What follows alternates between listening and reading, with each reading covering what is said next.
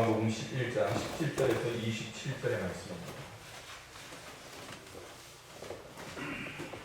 요한복음 11장 17절에서 27절, 이 앞에 있는 자막을 참고하셔서 함께 봅니다. 시작.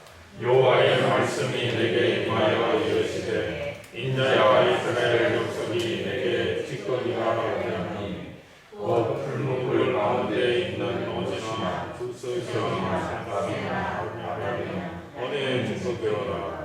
그러므로 주 여호와께서 이와 같이 말씀하셨느니라. 너희가 다 찌꺼기가 되었은즉 내가 너희를 예루살렘 가운데로 모으고 아니다. 예수께서 오신다는 말을 듣고 곧 마르다와 마리아에 마리아는 집에 앉았더라. 마르다가 예수께 여짜오되 주께서 여기 계셨더라면 내 오라비가 죽지 아니하였나이다. 그러나 이제라도 주께서 무엇이든지 하나님께 말씀하시는 것을 하나님이 주실 줄을 원하리라. 예수께서 이르시되 내 오라비가 다시 살아나리라. 마르다가 이르되 마지막 날 구할 때에는 다시 살아날 줄을 내가 아나이다. 예수께서 이르시되 나는 부활이요 생명이니 나를 믿는 자는 죽어도 살겠고 물론 살아서 나를 믿는 자는 영원히 죽지 아니하니 이것을 내가 믿느냐. 이르되 주여 그러하여다. 주는 그리스도시요 세상에 오시는 하나님의 아들이신 줄을 내가 믿나이다. 아멘. 예, 말씀이 잘못 인용되어서 앞부분이 조금 틀리게 잘못돼서 나갔는데요. 17절부터 19절까지 제가 다시 읽습니다. 예수께서 와서 보시니 나사로가 무덤에 있은지 이미 나흘이라. 베다니는 예루살렘에 가깝기가 한 5리쯤 되매 많은 유대인이 마르다와 마리아에게 그 오라비의 일로 위문하러 왔더니 라고 말씀하고 있습니다. 오늘 우리에게 주신 말씀을 통해 죽으면 삽니다라는 제목으로 우리가 말씀을 나누는데, 우리가 그저께 말씀 묵상을 통하여서 함께 나눴던 말씀이 바로 오늘 본문 요한복음 11장 17절에서 27절의 말씀입니다. 종료주일 우리가 부활을 기다리고 예수님의 고난에 한 걸음 더 가까이 다가가는 시점에서 우리가 왜 교회에 가면 살려고 우리가 교회 다니는데 왜 죽어야 되나, 이런 이야기를 잘 생각해 볼 수 있기를 소망합니다. 특별히 우리 성도님들 지난주에 주간에 우리 이종태 집사님의 죽음을 통하여서 아마 많이 놀랍기도 하고 또 여러 가지 어려움도 있으셨던 분들이 있으리라 생각합니다. 그럴 때에 우리는 어떤 표현을 쓰고 있습니까? 장례식에 가장 많이 쓰는 단어가 황망하다라는 표현이에요. 황망하다는 게 뭡니까, 여러분? 경황이 없고 마음이 둘 곳이 없고 또 죄송하다라는 것이 바로 황망하다라는 표현이에요. 그런데 우리 인생에 하나님을 믿는 사람에게는요, 이런 황망하다라는 표현이 있을 수가 없습니다. 왜냐하면 모든 사람은 반드시 죽기 때문이에요. 예수를 잘 믿어야 하는 이유가 뭡니까, 여러분? 예수를 잘 믿어야 되는 이유가 뭡니까? 우리는 죽기 때문입니다. 사람의 생명에 관해 누구도 부인할 수 없는 가장 확실한 사실이 사람은 반드시 죽는다는 것입니다. 또 반드시 죽는다라는 이 명제와 더불어서 우리 인생에 있어서 가장 그럴듯한 인생의 거짓말이 뭔지 아십니까, 여러분? 오늘날 문화가 드라마나 영화를 통하여서 우리 특별히 젊은 세대에게 하나님을 부정하게끔 하는 가장 큰 거짓말이 뭔지 아십니까? 무슨 거짓말일까요? 묵상 말씀을 안 읽으셨나 봐요. 죽으면 끝이라는 것입니다. 죽으면 끝이라는 거예요. 그런데 여러분, 속지 말아야 돼요. 그럼 드라마 보면서요, 이게 기독교적인 내용이 아니다 하면 어떻게 해야 됩니까? 리모컨으로 꺼야죠. 꺼버리셔요. 그럼 드라마 보면 어떻습니까? 웬 홀령이 죽었다가 홀령이 나타나서 어떻게 합니까? 다른 사람인 척 이렇게 행동하면서 사람을 괴롭히는 거 나오잖아요. 그러면서 뭐합니까? 죽으면 끝이고 죽으면 뭡니까? 또 다른 모습으로 우리가 태어날 수 있다라고 이 세상은 우리에게 거짓말을 하는 거예요. 그런데 그건 사람은 반드시 죽는다라는 그 하나님의 말씀과 더불어서 우리가 정신 차려야 될 이 시대에 그러한 하나님의 깨우침이라는 것을 깨달아야 돼요. 죽음이 끝이라는 생각은 사람들로 하여금 어떻게 만듭니까? 지나치게 쾌락에 빠지게 합니다. 삶을 낭비하게 합니다. 혹은 이 지나친 허무에 빠져 삶을 일찍 포기하려는 사람들이 얼마나 많습니까? 30분에 한 명씩, 지금도요, 우리나라에 30분에 한 명씩 인생의 허무함을 못 이기고 스스로 목숨을 끊는 사람이 많습니다. 한 번 죽는 것은 사람에게 정하신 것이나 그 후에 뭐라고 합니까? 하나님의 말씀은 심판이 있을 것이라고 성경은 가르치고 있어요. 그래서 히브리서 9장 27절에 뭐라고 하느냐? 그리하면 그가 세상을 창조한 때부터 자주 고난을 받았어야 할 것이로되 이제 자기를 단번에 제물로 드려 죄를 없이 하시려고 세상 끝에 나타나셨습니다. 누가 나타나셨습니까? 오늘 예수님이 이 땅에 오신 이유입니다. 숙명처럼 맞이하는 죽음을 극복할 수 없는 우리 인생들을 위해서 주님께서 뭘 만들어 주셨습니까? 구원의 길을 열어 주셨다라는 거예요. 바로 오늘 우리가 읽은 요한복음 11장 이 죽은 나사로를 살리신 사건을 통하여서 우리 주 예수 그리스도께서 생명의 주관자가 되신다라는 그 사실을 드러내기 위해서 스스로 표적이 되시고 스스로 이적을 보여주셨다라는 겁니다. 우리는 어떻습니까? 예수 믿는다고 이 자리에 앉아있지만 세상에 나가면 어떻게 해야 돼요? 똑같잖아요. 예수 믿는 사람이나 예수 안 믿는 사람이나 하루 세 끼 밥 먹어야 되고 또 어떻게 합니까? 남들보다 더 거룩하고 구별되어 있습니까? 아니잖아요. 세상 사람들 침 뱉을 때 나도 침 뱉고 세상 사람들 죄 지을 때 나도 죄 짓는다는, 다만 내 속에 있는 양심이 조금 더 어떻게 만듭니까? 조금 더 내가 하나님을 믿으니까 어떻게 해요? 예수님을 의지함으로 내가 오늘 또 주님을 십자가에 못 박지 않으리라 하면서 어떻게 해요? 정결하게 살고 죄 없이 살려고 하잖아요. 그러나 우리는 어때요? 여전히 죄의 종노릇 하고 죽음을 무기로 우리를 위협하는 마귀에게 속아 두려워 떨며 불쌍한 죄인으로밖에 살 수가 없다라는 것입니다. 나사로를 살리신 예수님은 우리도 썩어짐에 종노릇한 데서 해방되어 하나님의 자녀들의 영광에 자유에 이르게 하시기를 원합니다. 로마서 8장 22절, 21절 그 바라는 것은 피조물도 썩어짐에 종노릇한 데서 해방되어 하나님의 자녀들의 영광의 자유에 이르는 것입니다. 그러니까 오늘 우리에게 가르쳐 주시는 것이 뭔지 아십니까? 예수 잘 믿어야 됩니다. 또 하나 우리에게 이 시대 속에 죽음은 끝이 아니지만 우리에게 뭘 허락해 주셨습니까? 부활이라는 산 소망을 주셨다라는 거예요. 그러기에 오늘 우리가 죽으면 산다라는 이 말씀의 제목과 같이 우리가 어떻게 예수님을 믿어야 될 것인가를 한번 생각해 봅니다.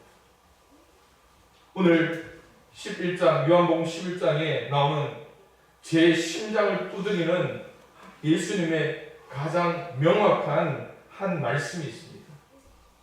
그게 무슨 말씀인지 아십니까? 나사로야, 나와라. 죽었던 무덤에서, 아니 그들과 함께 지냈던 사람들도 무덤에 넣어 죽은 지 나흘이나 되었기에 뭐합니까? 벌써 냄새가 나니까 무덤 가까이에 가려고 하지 않은 그 상황 속에 예수님께서 하늘을 우러러 눈물을 흘리시며 그 무덤을 향해 외치는 거예요. 나사로야, 오늘 죽었던 나사로보다 내가 더 깨끗하다고 생각할 수 있습니까? 나는 아직 살아있기 때문에, 나는 아직 냄새가 안 나기 때문에 나는 사람들 앞에서 당당히 나아갈 수 있습니까? 아니에요. 여전히 우리는 앞서 말씀드린 죄의 종노릇하며 죄의 냄새가 우리를 얼마나 되는지 모르나요? 여러분, 마당에 개 한 마리를 키우고 있습니다. 개가요, 낯선 사람들이 와도 막 쫓아갑니다. 그러니까 쫓아가니까 사람들 어떻게 해요? 아유, 이 개가 나를 반기나 보다 이러면서 어떻게 해요? 착하네, 똑똑하네 이렇게 한 번씩 쓰다듬어 줍니다. 그런데 개가 쫓아가는 이유가 뭡니까? 이 낯선 사람에게 뭐 하려고? 냄새 맡으려고. 무슨 냄새 맡으려고요? 나한테 호의적인 사람인가? 나한테 나쁜 사람인가? 동물들은 그걸 알더라고요. 그런데 여러분, 우리가 이 교회 밖으로 딱 내딛는 순간 우리를 삼킬 마귀가 우리를 향해 다가옵니다. 왜 올까요? 우리에게 냄새가 납니다. 무슨 냄새가 납니까? 여러분에게 썩은 이 시체 냄새가 난다면 오늘 다시 살리시는 하나님의 말씀에 집중할 수 있기를 소망합니다. 부활을 기다리는 이 종려주일, 고난과 함께 살기 위하여, 예수님의 고난에 동참하기 위하여 우리가 이 자리에 모인 종려주일 예배에 오늘 우리에게 주시는 하나님의 말씀이 뭔지 아십니까? 잘 믿어야 한다는 것입니다. 오늘 요한복음 11장 1절부터 나오는 하나님의 그 말씀이 무엇을 우리에게 가르쳐 주느냐? 잘 믿어야 한다. 잘 믿기 위해서 뭘 해야 됩니까? 내가 누구를 믿어야 되는지 알아야 된다는 거예요. 여러분, 제가 항상 세 가지를 이야기합니다. 첫 번째, 잘 알고, 잘 믿고, 잘 살자. 잘 알지 못하면요, 잘 믿지 못합니다. 한국교회의 위험이 뭔지 아십니까? 잘 믿으라 하는데 뭘 믿어야 될지 알지 못하기 때문에 그래요. 시험을 준비하는 학생들이 가끔 교회 와서 차도 마시고 이야기도 합니다. 그런데 3년, 4년 저 고시원에 들어있는 청년들 중에는요, 참 제 스스로 그 청년들을 권면해서 집으로 돌려보내고 싶은 사람도 있어요. 왜냐하면 항상 그렇게 이야기해요. 시험을 볼 때는 붙을 줄 믿고 시험을 치는 거예요. 그런데 시험 쉬웠어? 물어보면 뭘 했는지 모른대요.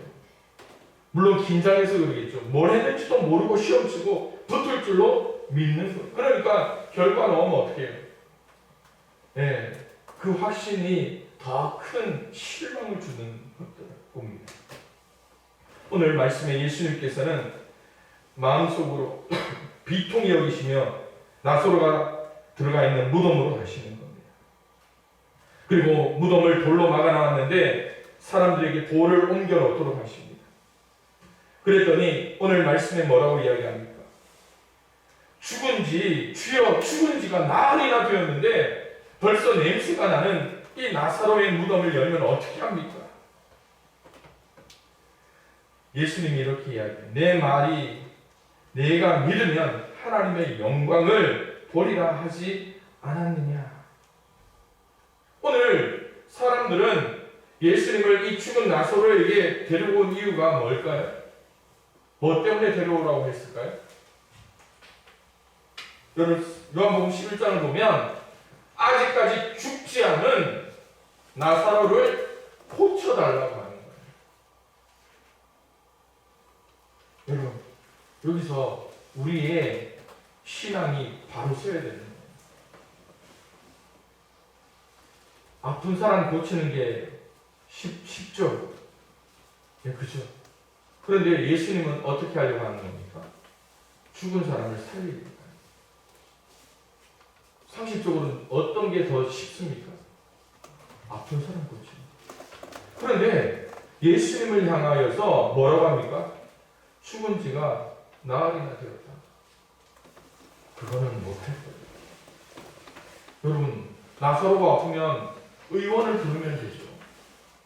나사로가 아프면 저기 가서 침 맞고 의원한테 가서 고쳐달라고 해서 안 되면 어떻게 한 달 보약이라도 지어 먹으면 되잖아요. 그런데 뭐라고 합니까? 죽은 사람 그 무덤 문 열어서 맙니까? 라고 예수님을 향해서 핀잔을 하는 거예요. 여러분, 예수님이 누군지 아십니까? 물을 포도주로 만드신 하나님이셔요.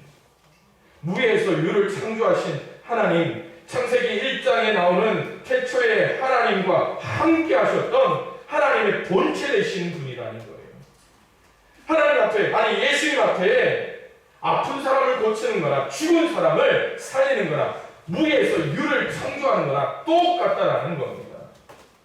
예수님은 무덤이 돌로 막아 놓았기에 돌을 옮겨 놓도록 명하는 거예요. 그 돌과도 상관이 없는데 예수님은 뭘 보여주기 위한 겁니까?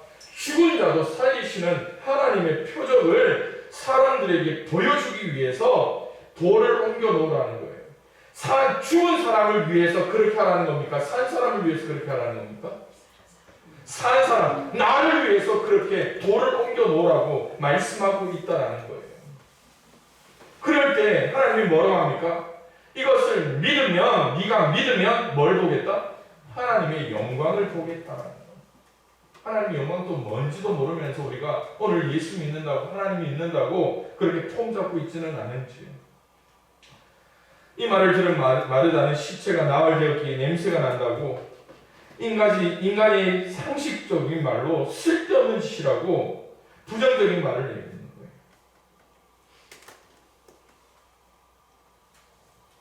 여러분, 오늘 예수님께서 우리에게 오신 이유가 뭔가를 잘 생각해야 돼요. 내가 예수 믿는 이유가 뭔지 아십니까?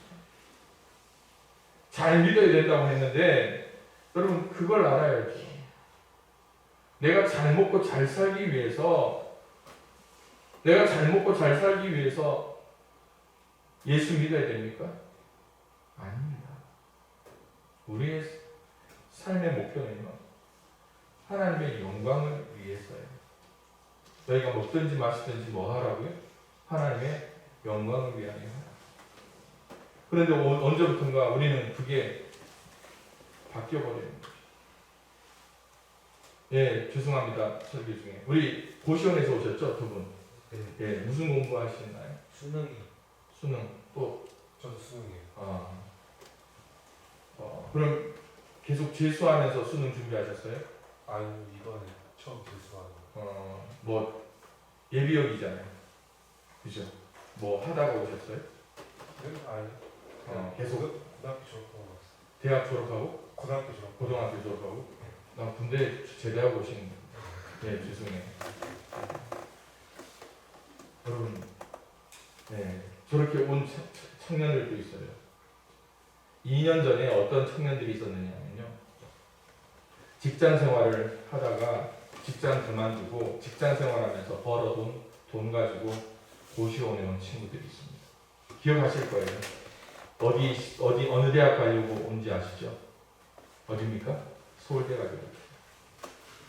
그에 마침 3명인가 4명이 그런 케이스가 왔어요. 또 한 명은 고등학교 2학년인데 자퇴를 하고 여기 고시원에 왔는데 엄마 떨어져서 힘들지 그랬더니 막 눈물을 글썽글썽 하는 그 고등학교 2학년짜리예요. 그런데 왜 그렇게 고생하냐 했더니 서울대 가려고요. 직장 그만두고 또 학교 그만두고 또 한 명은 대학교를 그만두고 서울대 가겠다고 온 친구도 있었어요. 그때 세 친구가 교회에 같이 나왔는데, 그런데 여러분, 교회 와서는 서로 인사하는데요, 고시원에서는 서로 아는 척도 안 하더라고요. 뭐 때문일까요? 경쟁 때문이죠. 오늘 우리의 삶을 목표를 제대로 정할 수 있었으면 좋겠습니다. 우리를 위해 그 돌문을 열었을 때 우리는 과연 어떻게 반응할 것인가? 돌문을 옮겨놓도록 예수님은 명하십니다. 돌이 있기에 하나님이 하시는 일에 장애가 된다는 말씀이 아닙니다. 돌문을 막아 놓아도 예수님은 능히 살리시는 하나님이시에요. 하지만 나사로가 죽은 상태에서 살아나는 것은 많은 증인이 보아야 하기에 열어놓도록 하신 것입니다. 오늘 이 말씀이 이 요한복음에 기록되어 있는 이유가 뭡니까? 오늘 우리가 그 자리에는 없지만 이 말씀을 읽고 예수님이 어떤 분이신가? 왜 성부 하나님, 그 하나님 한 분만 있으면 되는데 왜 예수님을 성자 하나님이라고 하는가? 우리에게 그것을 똑똑히 가르쳐 주시기 위해서 그렇게 하신다는 거예요. 하나님의 능력을 막기 위한 인간의 돌이 아니라 인간의 부정적인 생각과 그 사고를 깨치기 위해서 오늘 예수님은 돌을 치우라고 말씀하고 있는 겁니다. 오늘 내 신앙을 한번 되돌아보기로 해요. 우리 속에 살아가면서 수많은 편견들이 있잖아요. 내 속에 수많은 선입견들이 있잖아요. 어떤 선입견입니까? 좋은 대학 가야 된다. 좋은 직장 들어가야 된다. 또 어떻게 해요? 또 신앙생활도 하려면 큰 교회 가야 된다. 막 이런 잡다한 생각입니다. 다 어떤 생각인지 아십니까? 이 눈으로 판단하는 거예요. 눈으로 보기 좋은 것. 여러분, 눈에 보기 좋은 것 성경 어디에 적혀 있습니까? 창세기 3장에 보십시오. 하나님이 먹지 말라고 했던 그 선악과가 어떤 겁니까? 보기 좋고 먹음직스럽고 저걸 통해서 우리의 생각을 지혜롭게 하는 것, 우리의 선입견이 벌써 그 죄 앞에 놓여 있다는 거 아닙니까? 예수님은 분명히 말씀합니다.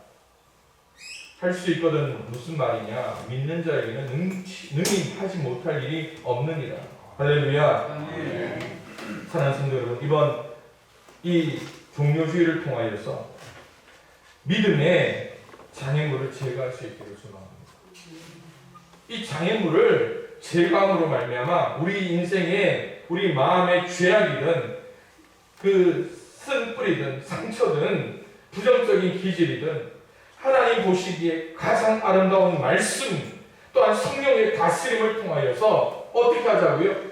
제대로 믿자는 거예요. 환경에 민감하여 움직일 수밖에 없는 것이 우리 인생입니다.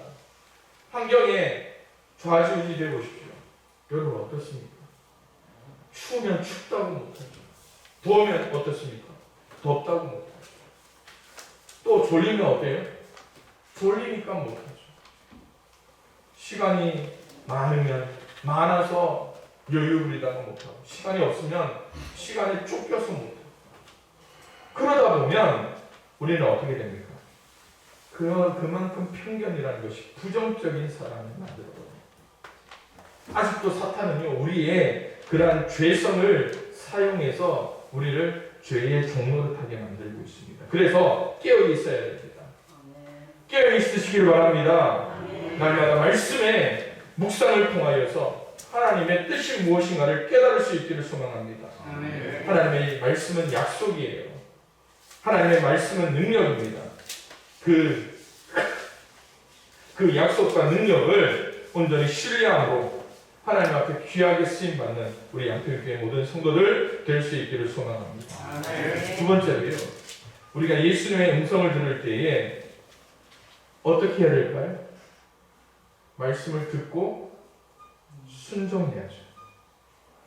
제대로 믿어야 되는데 제대로 믿는 것이 어떤 것인가? 그것은요, 성경에 보니까 말씀을 듣고 그 말씀을 따라 순종하라 말씀합니다.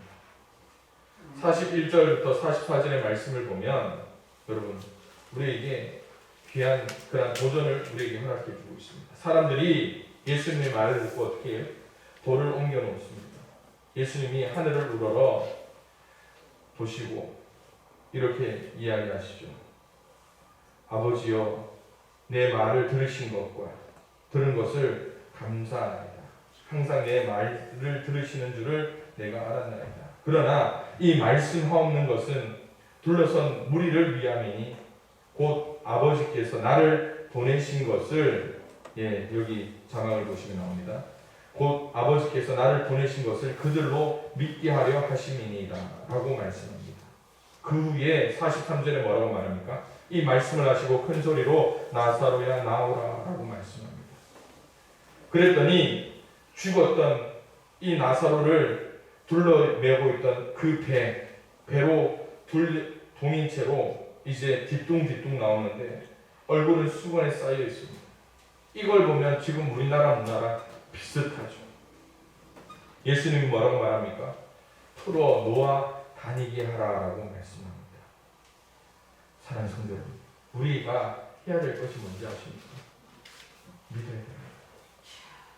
사랑하는 성도 여러분, 우리가 그 무덤 밖에 있는 사람으로서 있다면 예수님께서 말씀하시는 그것을 보면서 하나님의 영광을 보면 돼요. 그러나 여러분, 우리가 죽었던 나사로보다 더 나은 게 뭡니까? 죽은 나사로보다 우리가 나은 게 뭡니까? 자랑할 게 있나요? 내가 믿음이 더 있다. 내가 나사로보다 더 살았다. 우리나라 사람 좋아하는 거 있잖아요.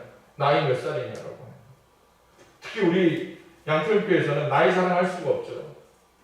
그렇죠? 우리 송희주 집사님이 지지난주까지만 해도 이 나이 자랑 못하게 내 나이가 어땠어? 90인데. 그런데 어때요? 지난주에 우리 김옥분 집사님 와서 내 앞에서 나이 자랑하지 마라. 내 나이 95이다. 그런데 95쯤 되면 괜찮겠지 했는데 우리 김옥분 집사님 동생이 오셨는데 92. 우리 청년들 내가 나이를 좀 높게 봤지만 우리 양평교회에서는 높게 보는 거에 감사의 생각이에요. 9학년 아니면 이 사람도 못해요. 몇 해 전까지만 해도 우리 김성열 집사님이 우리 교회 제일 어른이셨는데 우리 김성열 집사님 너무 젊어 보이시고 너무 앳돼 보이셔서 그런데 여러분 다시 말씀으로 돌아가십시오.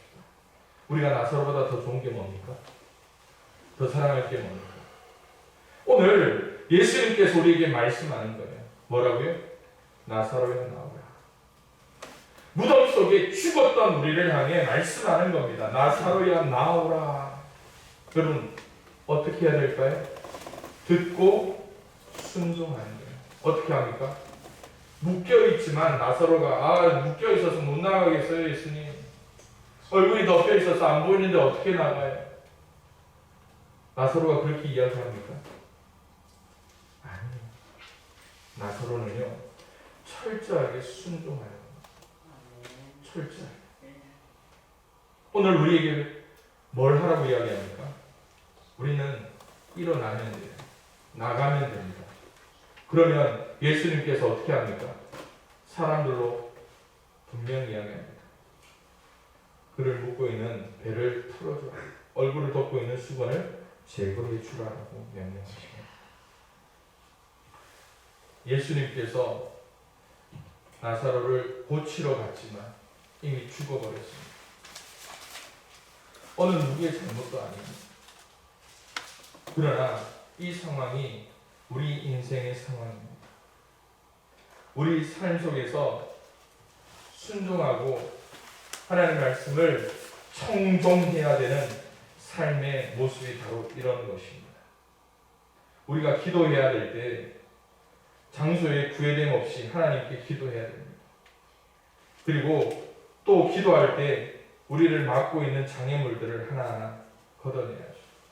어쩌면 앞서 제가 편견이나 선입견들을 이야기했는데 실제로 우리 속에 있는 이러한 편견과 선입견보다 더 위험한 것이 뭡니까? 실제로 우리를 부르고 있는 이 배가 그리고 우리의 얼굴을 가리고 있는 이 수건이 우리의 가장 큰 장애물이 될 수 있잖아요. 그러나 그것은 예수님께서 뭘로? 말씀으로 제거해 주시더라는 거예요. 내가 할 수 없다면 그 옆에 있는 사람들을 통해서 그 모든 것들을 제거해 주시더라는 겁니다. 그러기에 오늘 우리의 믿음이 무엇을 바라보고 있는가? 어디에 귀를 기울이고 있는가? 우리가 무엇을 집중하고 있는가? 나사로는 무엇을 가지고 그 죽음에 이르는데 하십니다. 좀 있으면 예수님이 와서 나를 고쳐주겠지. 좀 있으면 예수님을 만나겠지. 그 소망이 그 속에 있었어요. 그런데 시점만 달라져요. 상황만 달라지는 거예요. 아픈, 다시 말씀드려요. 살아있을 때 만나느냐, 죽을 때 만나느냐. 그런데 여러분, 우리에게는 그게 크게 차이가 없다는 거예요. 살아서도 우리의 살아있는 목적이 뭐라고요? 하나님의 영광입니다. 죽어서 우리가 하나님을 만난다 하더라도 그것이 나에게 손해가 되지 않는 이유가 뭡니까? 그것이 하나님의 영광이 되기 때문입니다. 사랑하는 성도 여러분, 오늘 우리의 삶에 수많은 한계들을 걷어내십시오. 신앙의 한계들을 걷어내십시오. 공부하는 우리 청년들 공부에 방해되는 것들을 걷어내셔야 해요. 그럴 때 절망에서 시작했을지는 몰라도 절망의 끝에는 누가 있더라고요? 우리 주님께서, 우리 예수님께서 말씀을 통하여 우리에게 소망을 주더라는 거예요. 그 절망을 경험하지 못한 사람은 인생의 참맛, 신앙의 참맛을 알지 못하는 거예요. 그래서 믿는 자의 그 절망이 우리에게 뭐라고 이야기합니까? 간증이라고 하는 거예요. 그 속에 무엇을 만나기 때문에? 하나님을 만나고 예수님을 만났기 때문입니다. 그러기에 죽은 자를 살리신 전능하신 그 부활의 능력을 통하여서 죽으면 삽니다. 할렐루야. 그 은혜를, 그 믿음을 가지고 살아갈 수가 있기를 소망합니다. 마지막 우리에게 필요한 것이 있습니다. 이 시대를 살아가는 우리에게 필요한 것. 그것이 무엇인가 하면 믿음을 간직하는 것입니다. 유대인 중에는요, 마리아에게 와서 예수께서 하신 일을 보고 예수님을 믿은 자가 있는가 하면 그 중에 어떤 자는 바리새인들에게 가서 예수님이 하신 일을 알리는 사람도 있었습니다. 예수님께서 죽은 지 나흘이나 된 나사로를 무덤에서 살아나오게 하자 많은 유대인들이 예수님을 믿게 되는 거예요. 예수님께서 표적을 행하신 목적은 바로 자신을 메시아로 믿게 하는 데 있었습니다. 이는 예수님께서 15절에 말씀하신 대로 내가 거기 있지 아니한 것을 너희를 위하여 기뻐하노니 이는 너희로 믿게 하려 함이라 라고 말씀하셨습니다. 사랑하는 성도 여러분, 오늘 우리가 살아가는 이 시대를 한번 생각해 보십시다. 예수님이 계속 표적을 보이자 믿지 않는 뿐 아니라 죽이고자 하는 사람들도 많이 등장했다라는 거예요. 그런데 오늘 우리가 눈으로 보는 것들을 통하여서 어떻습니까? 욕심을 가지는 거예요. 그런데 믿음의 표적을 가지고 나도 믿어야 되겠다 하는 사람 별로 없더라고요. 이 적은요, 우리의 기억과 더불어서 사라지게 됩니다.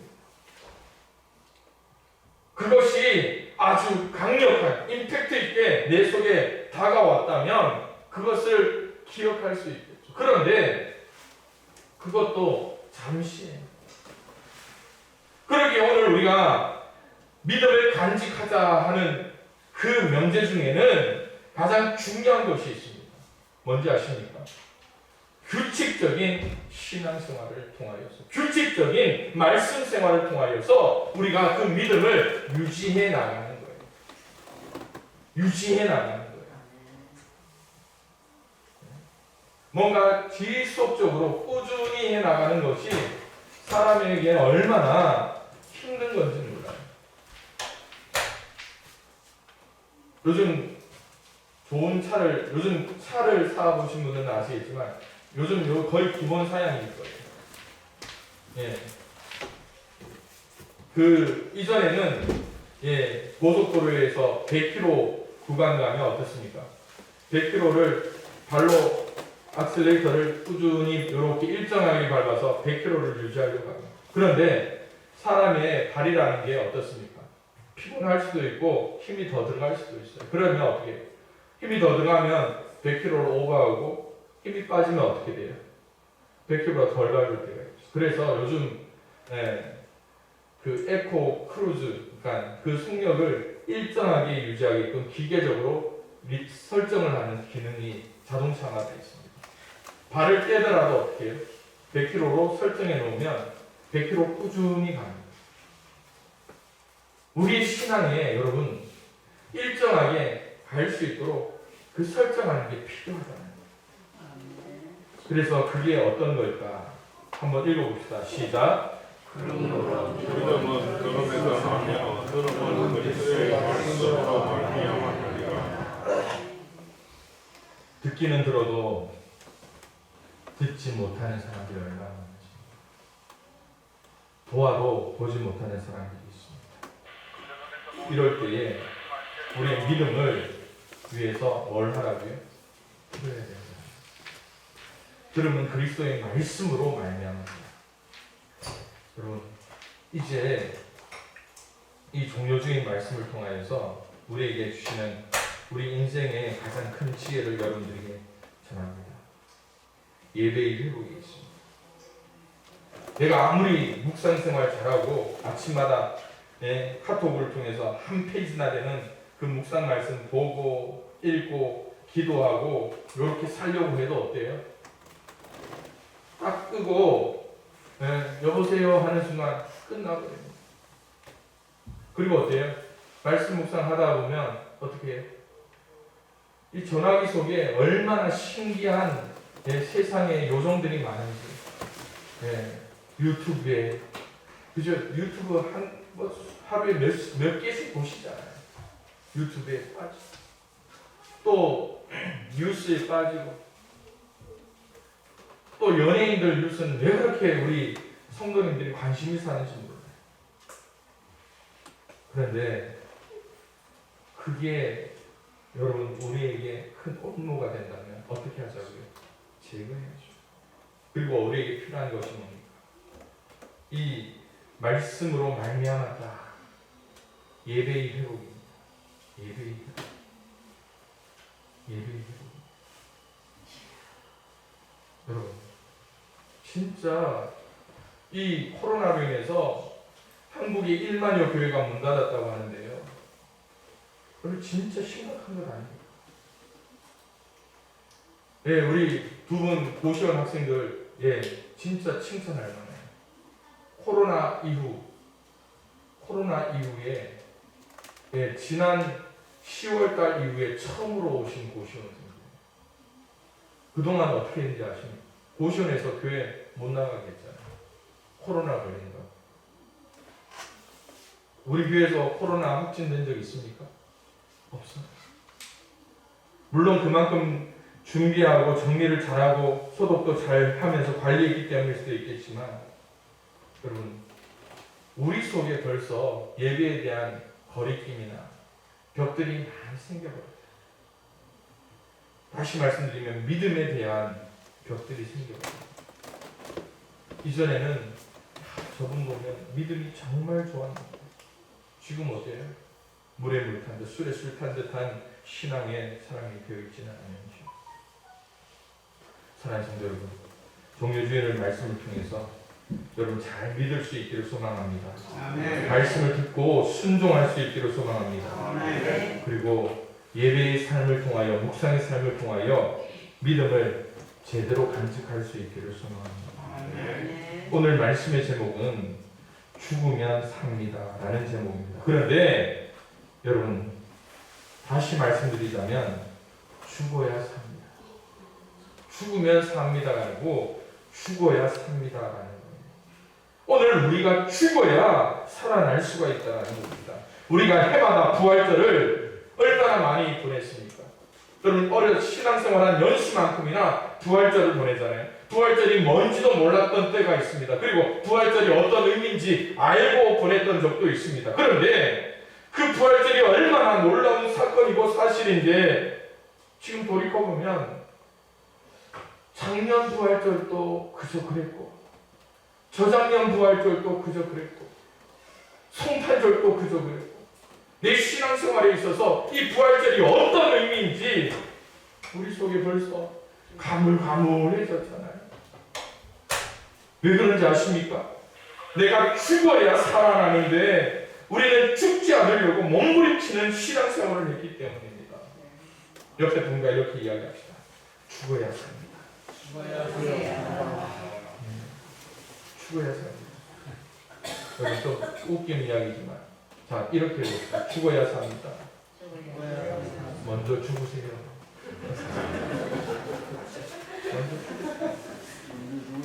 네, 웃으시는 이유는 뭔지 아시죠? 나는 안 죽겠습니다. 우리를 십자가 앞에서 죽임으로 부활의 신앙을 온전히 누릴 수 있는 우리 양평교회 성도.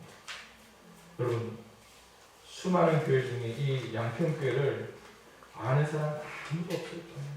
여러분들이나 교회를 아끼고 여러분들이나 저나 여러분 되니까 교회를 사랑하고 이 자리에 넣어줘. 그런데 죽어야 삽니다. 다시 한 번 더 부활의 신앙을 통하여 우리가 온전히 십자가 앞에 나아가고 하나님 앞에 하나님 예수님께서 말씀하시던 그 드러나는 영광을 우리가 증거하면 여러분 세상의 교회, 세상의 수많은 교회가 이 시골 산골의 작은 양평교회를 주목하실 거예요. 하나님도 마찬가지입니다. 그런 하나님의 주목받는 우리의 신앙이 되기를 주님의 이름으로 축원합니다.